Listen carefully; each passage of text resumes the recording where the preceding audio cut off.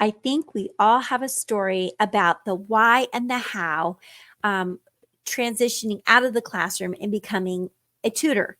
And I wanted to share my story with you. After 32 years in the classroom, loving every single moment of my job, I had to make the decision, was I going to stay or was I going to go? And I made the really difficult decision to leave the classroom. It wasn't easy. It wasn't something that I just woke up and said, all right, that's it.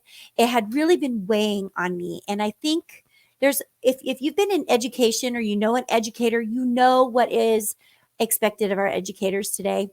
We are not only expected to teach, we are expected to counsel, to handle behavior problems, to be the nurse, to be the psychologist, to keep the communication open with parents, to do your lesson planning. I mean, a lot of this should already be expected, but what has happened is children are coming to school with more problems that the classroom teacher is not equipped to handle. If my job as a classroom teacher is to teach your child reading, math, social studies, writing, English, science, whatever it happens to be. And then they also have to learn how to be a good citizen on top of it, which is part of my job. That I always felt like that was part of my job.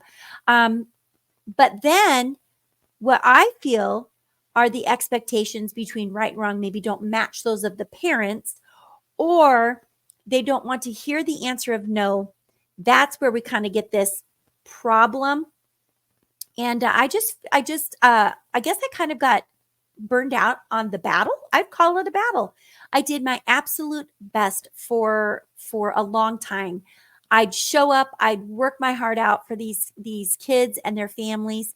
And then every year I would have that small number of parents really not supportive of the things that I was doing for their children, because these would be maybe the harder to handle children, the children who were verbally responding in very negative ways, maybe tossing chairs, coming up with any reason possible not to do their work, and just shutting down and then blaming the teacher when I was really trying very hard to make it very keeping the kids actively involved and putting them in fun group settings, things that I thought, and again, this was my point of view, I thought would be a fun learning environment for kids.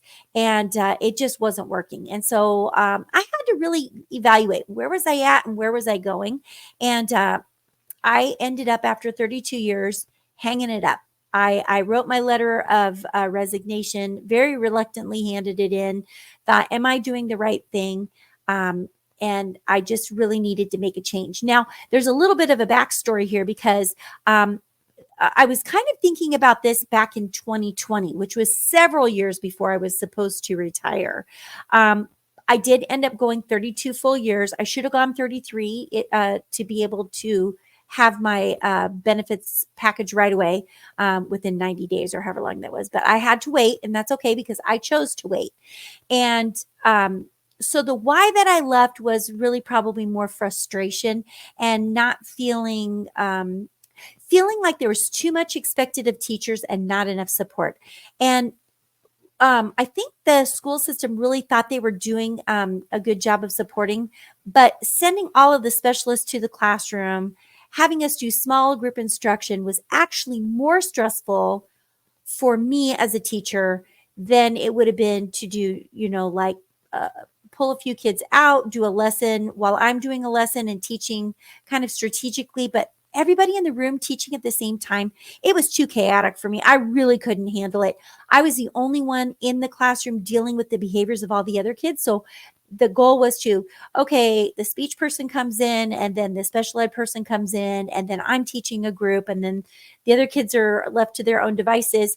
And, but nobody's really supervising those kids. So it came down to me having to be teaching at the same time, plus supervising the kids that were not working directly with somebody. And it was just so overwhelming.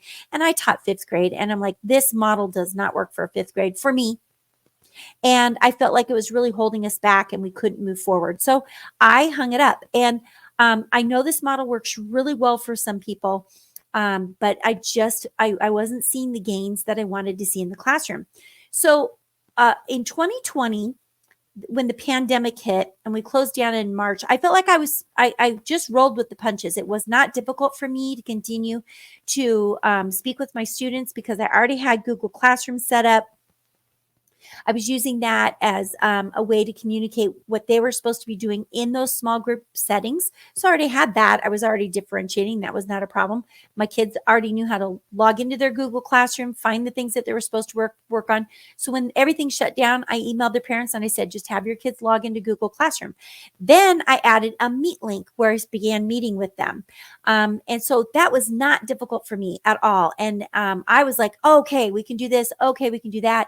And unfortunately, my team teacher that I taught with was very resistant to that because she was like, well, you can't add something new. They don't understand it. They can't do it, which I did kind of understand. But my students were used to that because that's the way I taught. I'm like, hey, let's try this today. And so we came back the next year and we were cruising right along and we just dove right back in, masks and all the cleaning and everything. And then the year after that was the year that I decided to retire. But in that span of time, I had tutored my nieces in California and then signed up to tutor in the evenings through a national company because my youngest daughter was going to start college. And I'm like, I already know how to teach online. I'll totally do this. And I started to work for them for very low pay. But they sent me a lot of students. They did all the marketing. I got students. So I was like, oh, okay, whatever. And then I was like, no, that's not really working. Okay.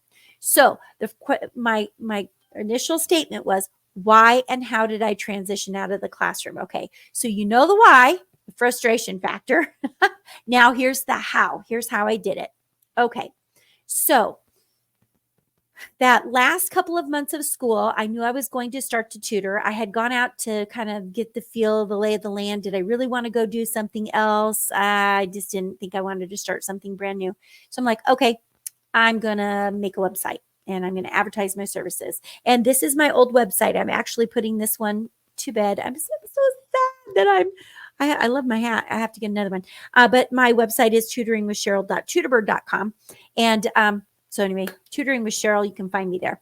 But what I did is I made the website and I got a decal for my car that had midwesttutor.com. I put one on each side and I just started driving around. And a local parent saw it and said, hey, I saw your website.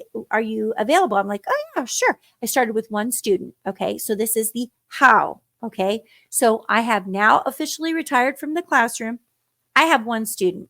I have a whole year before I get anything from my benefits package. And I'm just like, I'm not going to worry about that. I'm just going to act like I have no money. So the hustle was there. And I'm like, I got to get going. So I just kept blogging. I was blogging. And I really wasn't using social media at all. And I kind of feel like maybe I missed the boat on that and I missed the boat on YouTube. So I'm really going to encourage you, if you're just starting, to look at your social media presence. You'll see at the bottom on my banner here, I have Tech Tutor Innovate and Tutoring with Sheryl for like my social media. So Facebook and Instagram are my Tech Tutor Innovate. And that's not, I do have a Tutoring with Sheryl Instagram account too, but I have two audiences at this point. But you want to brand yourself or you want to start sharing your message with other people. And so it's a really simple place to do that would be on social media. Now, you can get a lot of people following you on social media, but then it's up to you to get them to understand that they might want your services. And so I have gotten students from TikTok, Instagram, Facebook, my flyers, my website. So I've got them from all over the place. And I've also got them as referrals. So, I mean, there is a possibility, but this will not happen immediately. I would love to say if it happens immediately for you, that's wonderful. I know a lot of people in larger cities, they can do that. But if you know anything about me, you know I live on a farm, so I'm pretty isolated. So I really have to work at sharing my message.